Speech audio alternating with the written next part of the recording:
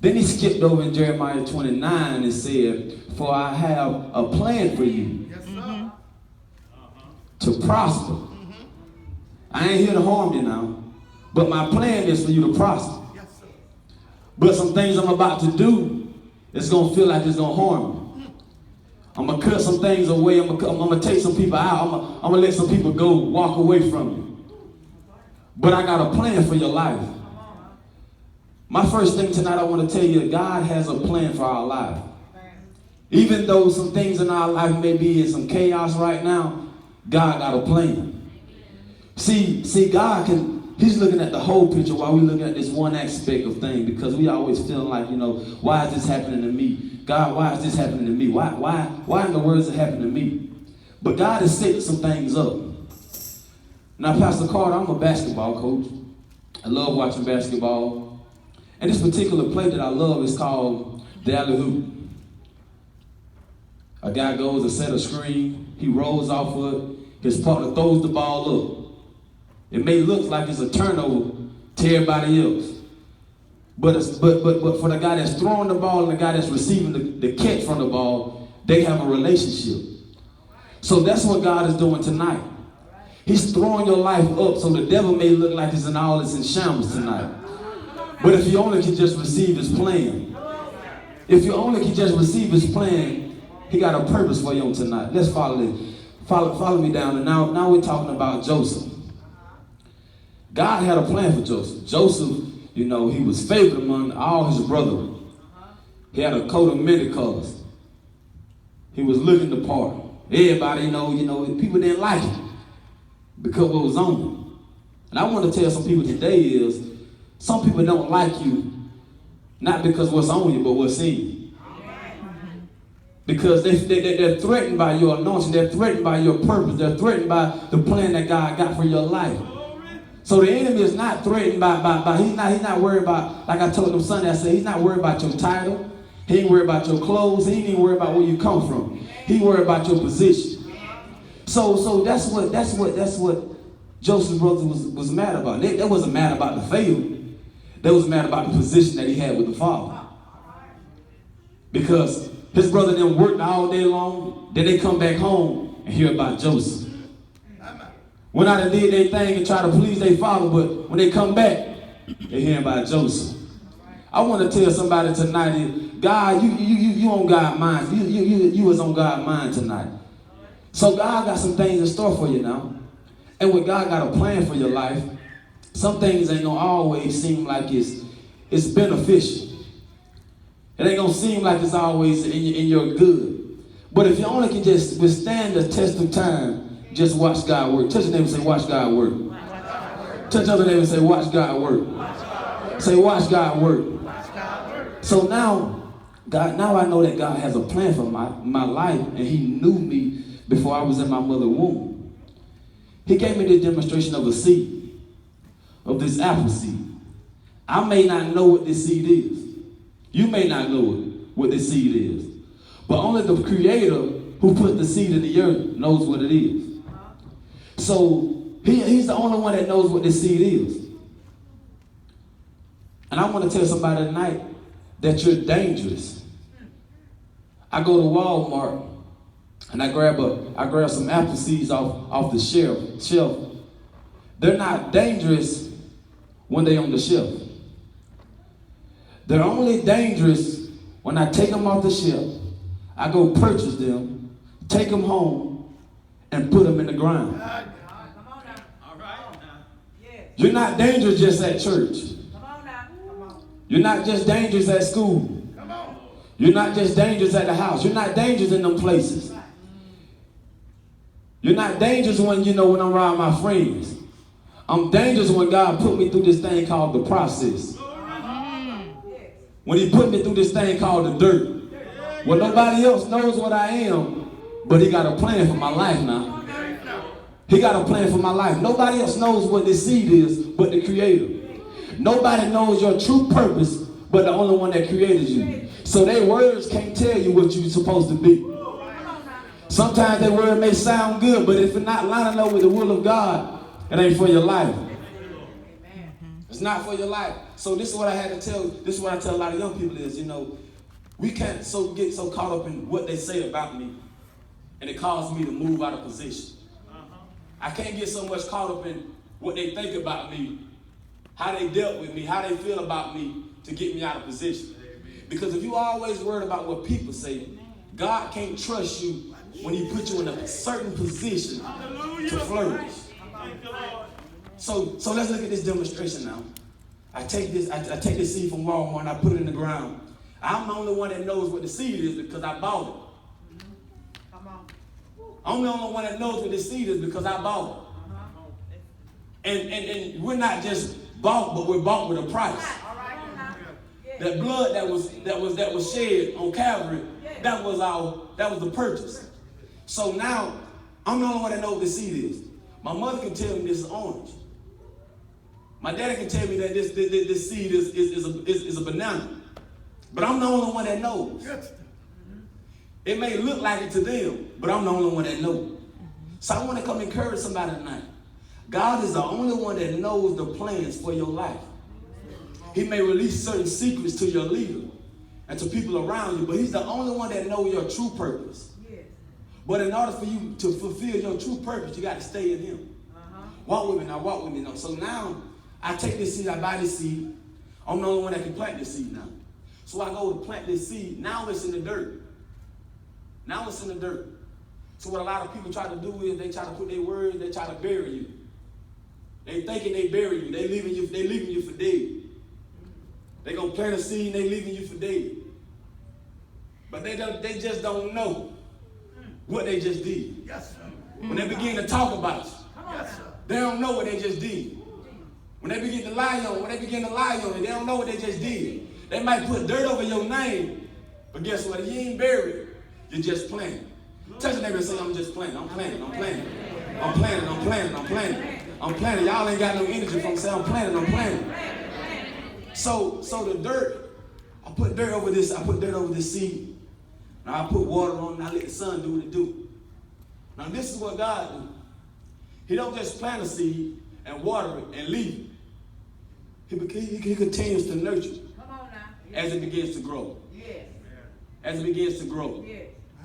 So now, there's going to be some days where he ain't going to come back and water this seed. You have to depend on the water that he gave the last time. There's going to be some times where God ain't going to come back and give you a word. You might not hear Pastor this Sunday, but you heard him last Sunday. Come on. That word might not be for you, but just use the word that you heard last Sunday until you hear him again. So I begin to look up some things about planting. And sometimes what a farmer does, he don't drown his plant because if he don't water it too much because he'll drown it, he'll kill it. Yeah. So if I put too much water on it, it won't be able to hold all the water. So what he do is he water it in certain spots and in certain days. So he don't water it every day. If somebody ever tell you God's speaking to me 24 hours, 7 days a week, they lying. Yes, sir. Come on now, brother. Amen. Be real. If the Lord always speaking to you something wrong, that you listen to the wrong voice sometimes. He ain't always speaking.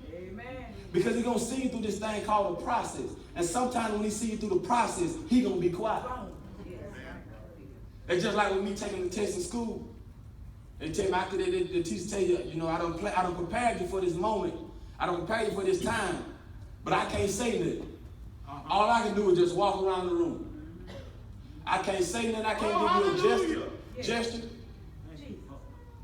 Because a good teacher will teach you the principles and be quiet during the test. Good stuff. Yes, sir. A good teacher will always teach you good principles, but be quiet during the test. Because if I'm a teacher and I'm always giving you the answer, you always depend on me. You always want me around when the test comes. If I'm always, and this is what God does, he always going to put us in certain situations. He's going to put us in a situation, he's going to step back, but he's always going to be around. Because the word says he'll never leave us or forsake us. So he's always going to be around now, but he's just going to be quiet. Come on. Oh my God. Yes, sir. He's going to be quiet. Come here, Job. He put Job through he told the devil, he said, have you not considered my servant Job? He put Job in a test and he began to be quiet. Because he understood and know that Job was a perfect and an upright man. So whatever he had already been equipped for the process. He had already been equipped for the test. So when he began to take the test and his family left him and his friends left him, he still was saying, okay, I still trust in God. I ain't going to walk away from God. I still trust in God. I still trust in God. But God had to come back when it was a new test. Because Job began to question God, why? Why this happened to me? Why this happened to me? And some of us may, begin to ask that same question tonight. Why is this happening to me? Why am I going through this? Why God? Why do I have to fight this battle? Why do I have to fight anxiety? Why do I got to fight suicidal thoughts? Why, Lord? Why you put me through this test? Your test is not only for you. Whenever you're going through, it's not for you. Because a test always comes with a testimony. The test is for you, but the testimony is for the people that's around. Amen. So they can see the God that's in your life. They can see the God that if he did it for you, he can do it for me. So I put the seed in the ground, I go water it, and I leave it, but I'm still nursing around and trying to see what's going on around me. So that's what God do sometimes. He's gonna put us in the ground, gonna put water on us, let the sun do what it do, then he's gonna kill some bugs that's around us. So the cankerworm that comes up and eat my leaf, he's gonna restore it. So the people that take some things away from you and say some things towards you, let them talk, let them do what they do. Because God's gonna give you double for your trouble. God's gonna restore some things that you lost. So the friends that you lost, God might not send plenty of friends back, but he might just send one. He might just send one to support you. Because a lot of times we want a lot of people around us. We feel like the bigger the crowd that we got around us, the better we makes us feel. You know what I'm saying? I want this friend around me, I want that friend around me. And that begins to make me feel good about myself. But what I begin to think is I'd rather have a lot of dollars than a lot of pennies. I'd rather have some folk that got some value than some folk that just a lot of folks with a lot of folks around me. Because when I got a lot of folks around me, everybody got their own opinion. Everybody got their own opinion how I should live. Everybody got their own opinion how God should work in my life. Everybody got their own opinion. But if I got the people that know their worth and know their value, they're always going to support me and speak support in my life. So we can't surround ourselves with a lot of folks that are always talking about, child, you shouldn't do that. Child, you shouldn't do this. If God told you to do it, do it. So what we try to do is when God gives us a word, we go tell people, we go ask people that have not been created to give us a certain sound for that season. So what we try to do is we go looking for noise. We go looking for noise now. And what noise does is noise never has a substance in it. It's always empty. It's always empty. It's always empty. You may hear it, but it never lasts for a long time. Brother, your guitar on? Can you just play something for me? Anything, just play anything for me.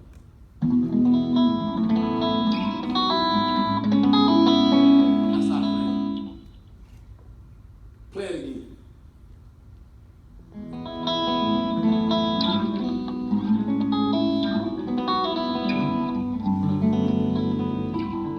Brother, give me something.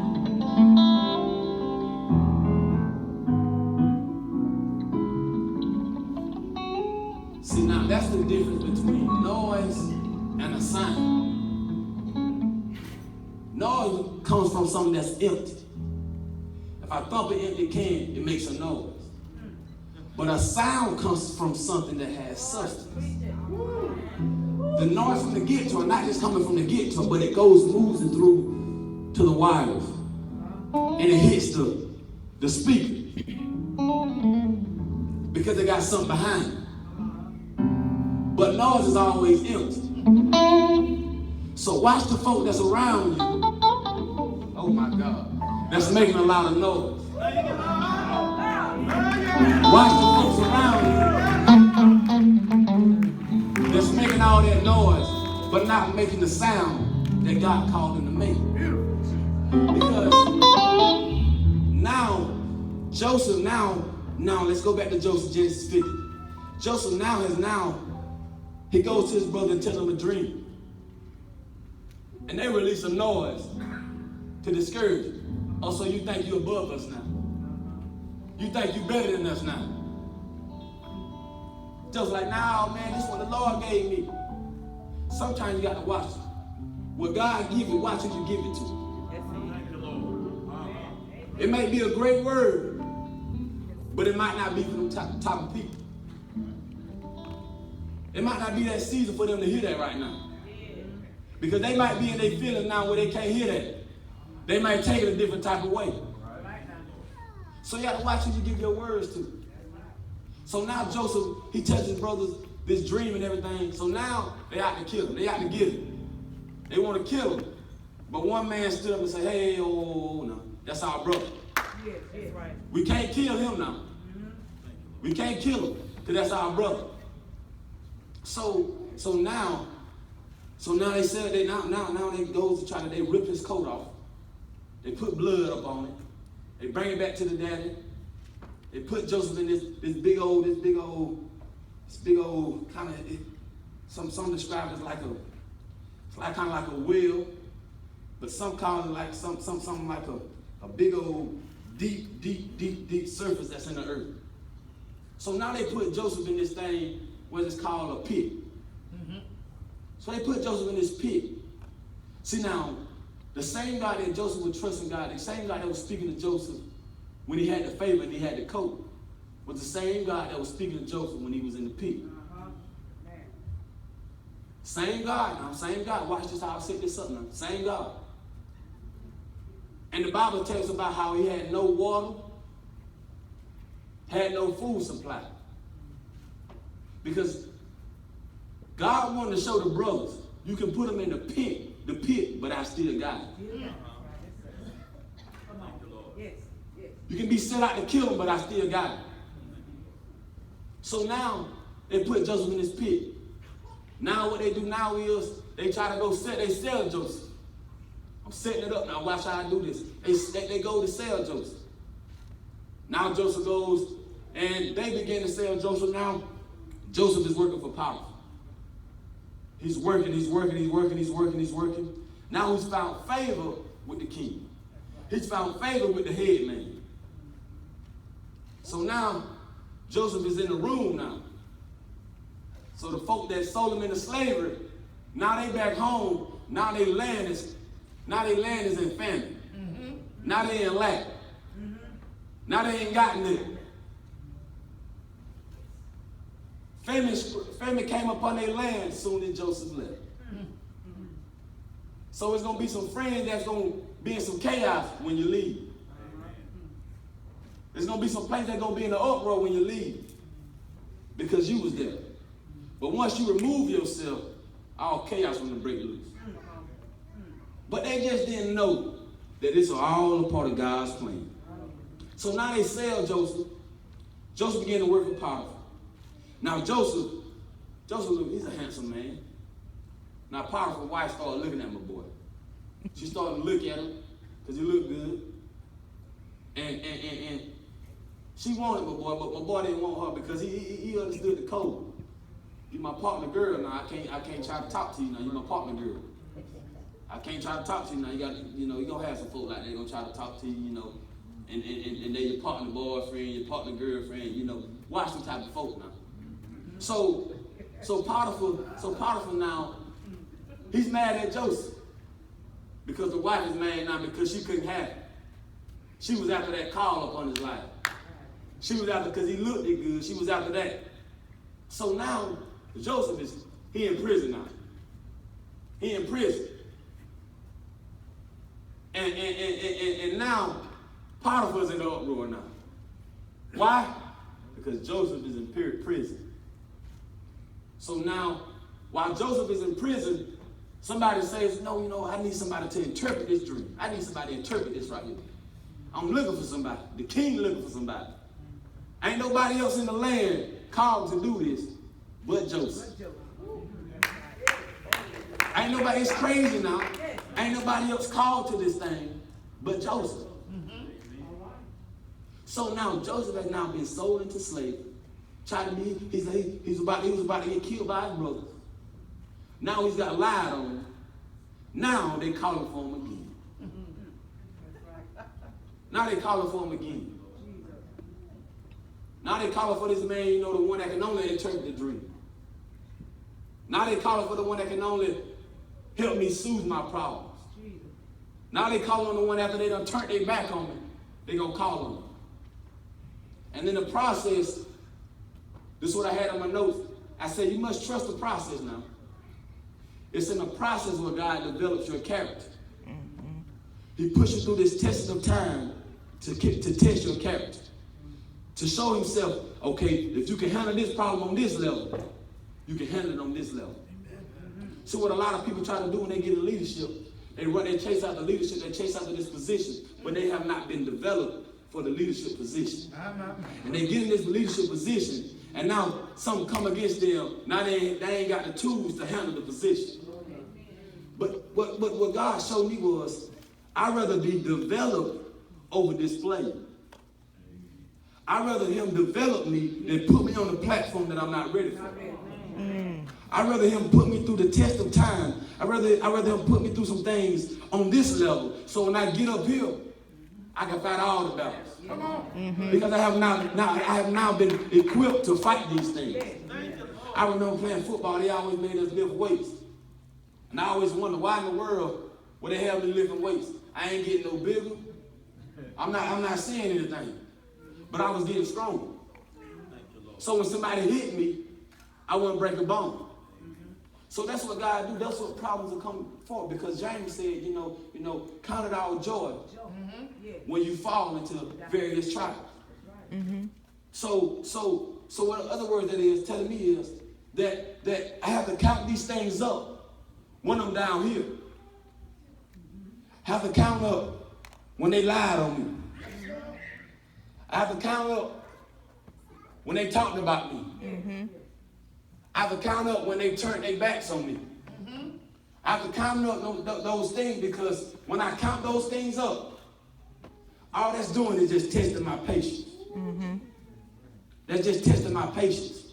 So when I get up here, I can have patience to deal with folks that talk about me. Yes, sir.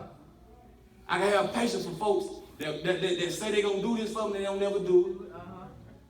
I can have patience for some things. So that's what God's trying to do. And what a lot of times we try to do is we run up on a platform and we're not ready for it. We try to get in a position where we're not ready for it.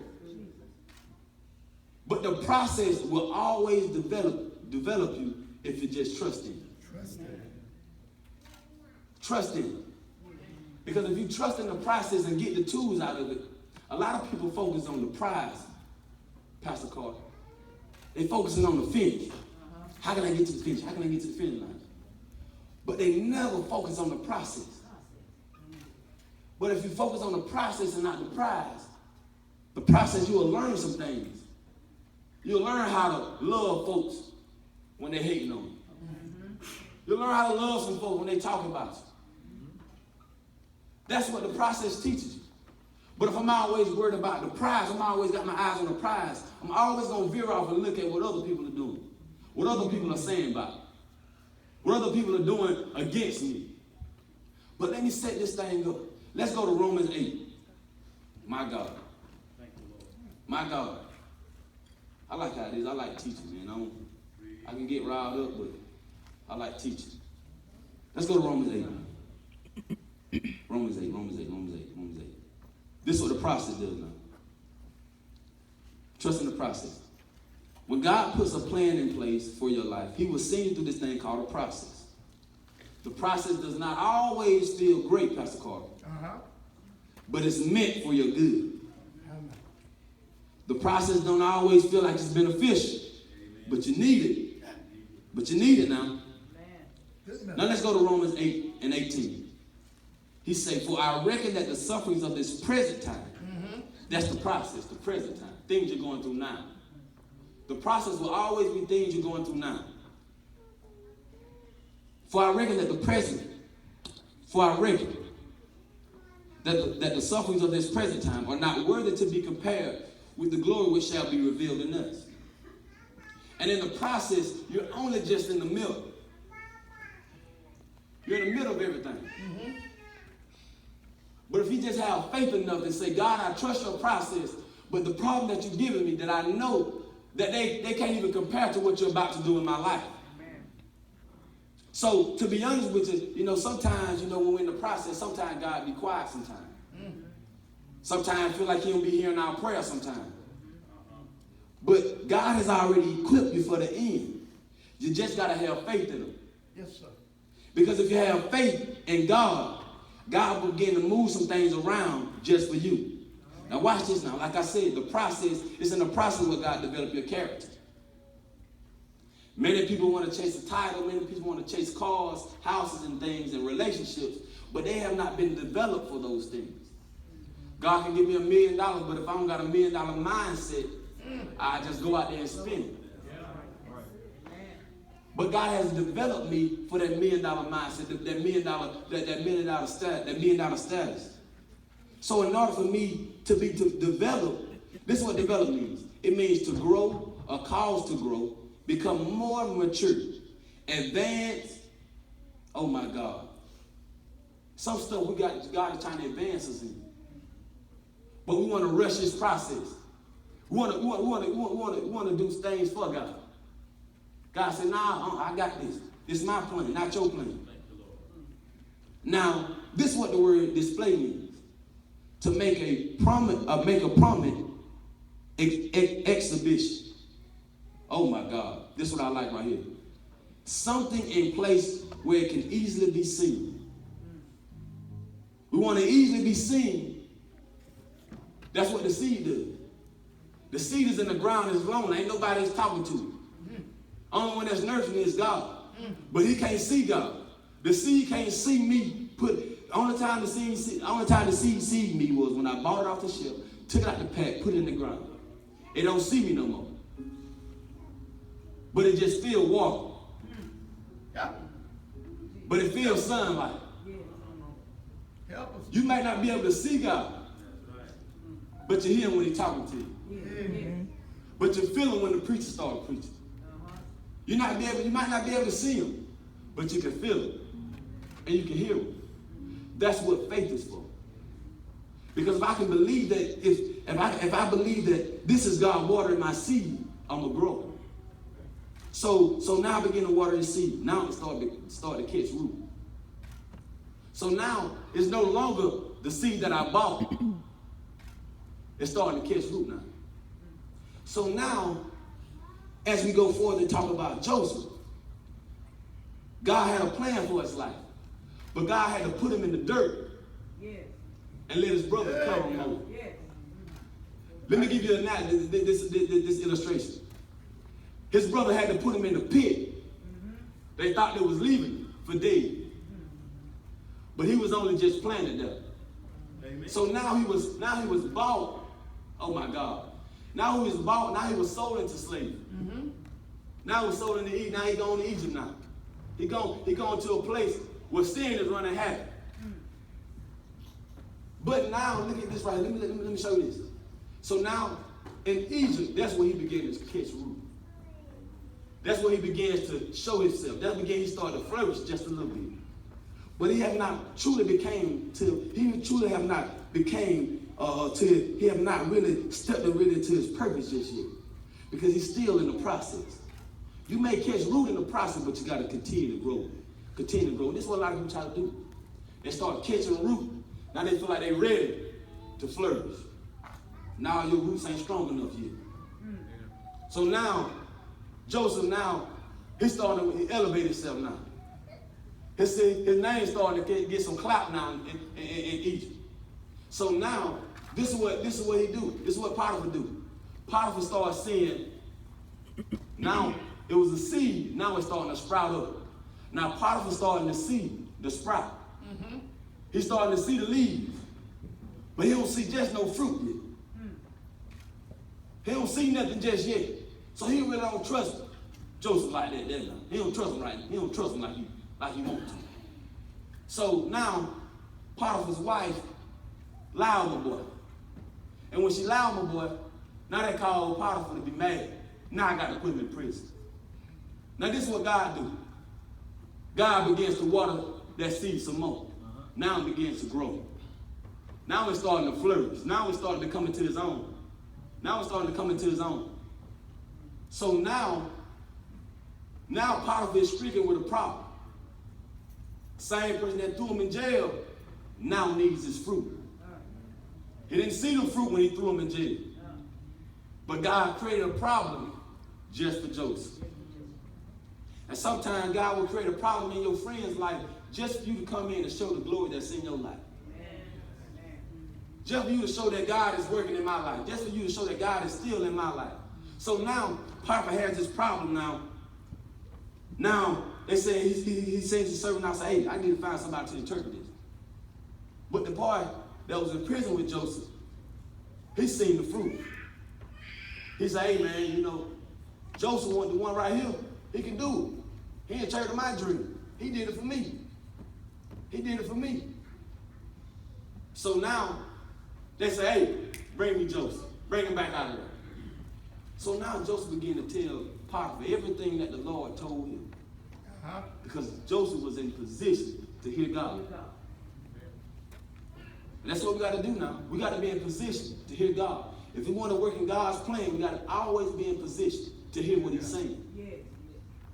To hear what he's saying now. Now let's go back to Romans 8. Now I'm going to set this thing up. I'm going to set it up. Romans 8, verse number 28. Now you have to understand this thing now. The Bible says that, it says, all things work together. Thank you, Lord. It's the word. So them taking the coat off of Joseph, putting blood on him, that worked together. Then they added and put him in a pit, that worked together. Then they sold him in slavery, that worked together. Then they pushed him to Egypt, and he working and started catching root. Now Potiphar's wife lies on him, that works together. Oh my God. So now Potiphar is stricken with a problem now. Now that little thing worked together. The Bible says all things work together for the good. What it say? What it say? For the good. But then it goes on like the scripture says, who are called, I like this part where it says, who are called according to his purpose. If you're not operating in his purpose, all things ain't going to work together. If you're not operating in his true will and in his plan, things won't work together for you. Some things that's happening in our life, God ain't ordained. It's our own self that we put ourselves in that position. We put ourselves in some position sometime where God ain't meant for us to be right here. So we got to always operate in his purpose and in his plan. Touching them that might be asleep, say God's plan. God's plan. So now, this is what I like about this right here now. Because Joseph went through all this stuff. He went through all this stuff in the Old Testament. But I believe he began to call David in Psalms 34, where he began to say that many are the affliction of the righteous. Come down. Come on now. But the Lord will deliver them out of them all. Yes. I'm going to say it again. Many are the affliction of the righteous, but the Lord deliver him out of them all. And the last time I checked, all was greater than many. All is always greater than many. Because I can have many friends, but if I have the whole world, That's everybody. So, God is in a position now where he can deliver you out of everything that's been happening in your life. Yes. So the folks that were talking about me, he delivered me out of that.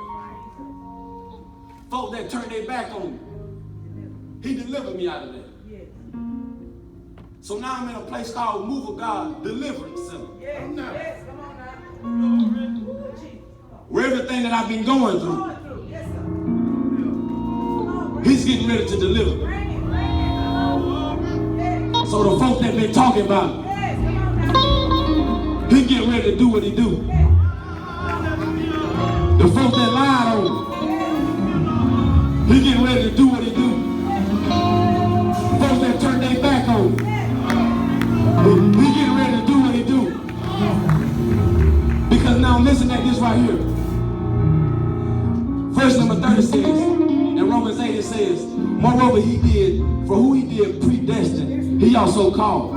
And in whom he called, he also justified. And in whom he justified, he also glorified. Now can I go to verse 31? He said, what shall we say to these things? If God be for me, who can be against me? Now I want to go to verse 35. It says, who shall separate us from the love of Christ? Shall tribulation or distress, persecution, famine, oh my God, what shall separate us? Now verse 36 says, as it is written, for they say, we are killed all day long. We are accounted as sheep for the slaughter. Nay, in all things, we are more than conquerors through him that loved us. Now this is what I like right here. For I am persuaded that neither death, oh my God, I will say it again, neither death nor life, nor angels nor principalities, nor powers nor things present, nor things to come. Oh my God. Now verse 39 it says, oh my God, I'm going to say it again. Nor height, nor depth, nor any other creature shall be able to separate us from the love of God which is in Christ and Jesus. So when that tells me, ain't nothing in the world can separate me. When God put me in his earth, and he began to water me, he began to let the sun do what it do. He began to let the SON do what he do. Then he sent the comforter by the Holy Spirit to come do what he do. So when they sold Joseph to slavery, oh my God. When they put Joseph in the pit, oh my God. This is what Joseph said to him. He said, do not be afraid, for I am in the place of God. Vengeance is not mine, but it's his. So you don't got to worry about me doing anything wrong to you, causing any harm on you, because that's not my job. God already gonna do what he gonna do. But this is what he says. As for you, you meant it for evil against me. But when God put his plan in place, he put you in place to push me to a place of ease. He put me in a place, he put you in a place in my story, in my plan, for you to talk about, for you to lead, for you to forsake. So now his word comes to me, for when he says, I will never leave you, nor will I forsake you. That was all part of his plan. So now when they sold it, when they took the coat back to the father and say, your son dead, that was part of the plan. When they lied, when Potiphar's wife lied on Joseph, that was part of the plan. Because Pastor Carter, thank Holy Ghost for reminding me. I have been saying now, things don't happen to me, they happen for me. And what they let me know is, if things happen to me, I'm always gonna feel like I'm backing back. I'm always gonna move back. But if I ever adopt that mentality, of things are happening for me. Everything that comes to me when they lied on me just pushed me into place. When they sold me to Egypt, it just pushed me into place now. When Potiphar sent me to jail, oh my God, it was just for my good. So now, what I want to tell somebody tonight is, it's going to be glory after this. Everything that's been going wrong in your life, you're just on the verge. Your breakthrough right here, you're just on the verge. Whatever you need is right here. You just got to get in position. Then you got to trust in His plan. Because listen right here, listen to this, Pastor Carter. Everything that the seed needs is already inside. Glory, glory. Told a lady this other day. I said, had this analogy. Like I'm going to Walmart. I drive my car to Walmart and I pull up to the door. The doors of Walmart, they are open when I'm at my car. They only open when I get in position. They begin to open. And when I get in position, everything that I need is inside Walmart.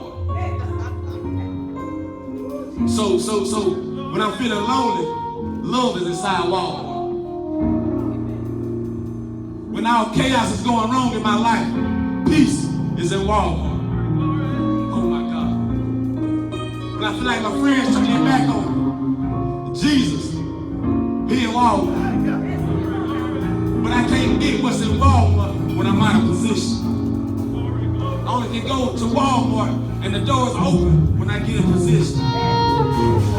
And when I get in position, and the doors begin to open, and I put my right foot in, I put my left foot in, I can go find everything that I need. Everything that I need is inside this place. All I gotta do is just get in position. All I gotta do is just walk around the store and find anything that I need. Oh my God. Thank you, Holy Ghost. He told Moses said, what I need to tell them folks? What I need to tell that sick? He said, tell them I am. That I am. Tell them that I am sent you. So whatever you need, I am that. And I began to ask God, why did you say I am? Because there were some folks in Egypt, they were battling with, they lost their family. They were battling with bondage. They were battling with love problems. They were battling with chaos going all around them. So everybody had their own problem that they was dealing with. So when Moses stepped back into Egypt, and he said, I am, sent me. I started watching that movie, and I started directing, and I began to see some people start calling out, peace. And God showed up on their doorstep with his peace coat on. But the neighbor was dealing with a love problem. God showed up on their doorstep with his love coat on. Oh my God. Oh my God. Some of us may be dealing with some chaos. Chaos might be going on in our life. But if you can stand up on your feet and open up your mouth and call peace to be still. It's about to show up on your doorstep with his peace clothes on. Somebody that's dealing with that love problem. Dealing with some relationship problems. All you gotta do is just open up your mouth and call those things. They're not as though they were. Oh my God. So if I don't see peace, I got to call it. If I don't see love, I got to call it. Just like my mama don't see me in the house, she'll call my name. Listen. And I gotta come running. Just like when my daddy called my name and he don't see me, I gotta come running. Because she called calling my name.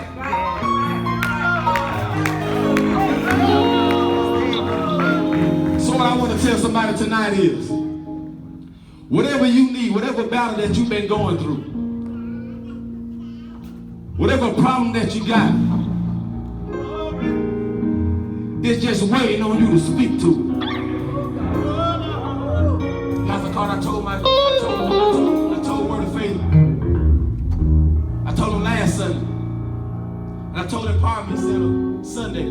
Before I got up, I say, your blessing may be tied up in your mouth. It may be audio activated. Glory, glory. Just how this world was formed by the words of God. When he said, let there be, and it was. That's what your world are calling to me. Your word is waiting on that light to be released out of your mouth into that dark problem. It's ready for you to speak peace in it and begin to light up. So if you can stand up on your feet, whatever you've been dealing with, so I'm going to give you the count of 3. Whatever you need, if it's money, if it's love, if it's peace, whatever you need, I dare that you call it. I dare you open up your mouth and call it. I'm going to give you the count of 3. 3.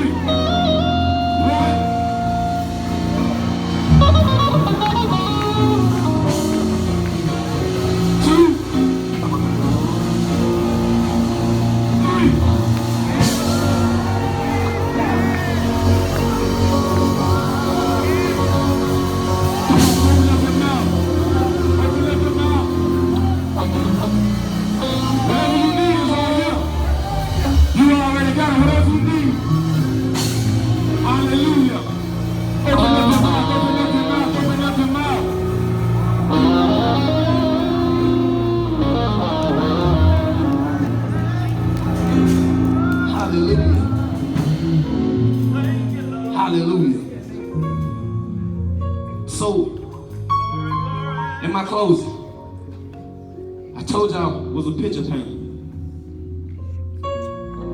So when I got my brushes out, I had to put some things in place over here, then I settled some things over here. So the same way God allowed me to paint a picture, He's about to flip the page in the book of His plan for your life. So this chapter of your life, if you've been dealing with some chaos, if you've been dealing with some mental problems, some heartache, when you begin to open up your mouth, I heard in the spirit the pages were turning. So now, I walked out of child. I began to now. Oh my God!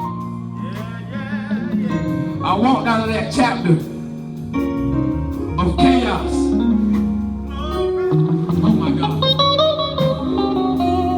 The brothers walked out of famine, and God turned the table. He turned the page. So we may be in a famine of love. We may be in a famine of peace. And our family need is a lack. Oh my God. But we begin to open up our mouth on tonight. I heard the pages were turning. And then I heard the Spirit of the Lord say, now the tables are turning. So now, I was just mad when I walked in. But when Minister Jalen began to speak and release the sound that God gave him, and empowerment came in and stepped in position, then the word of the Lord came in and stepped in position. The pages were turning. Now God, now what? Oh my God. Now that the enemy, the boomerang that he threw, after the plan that he threw at you,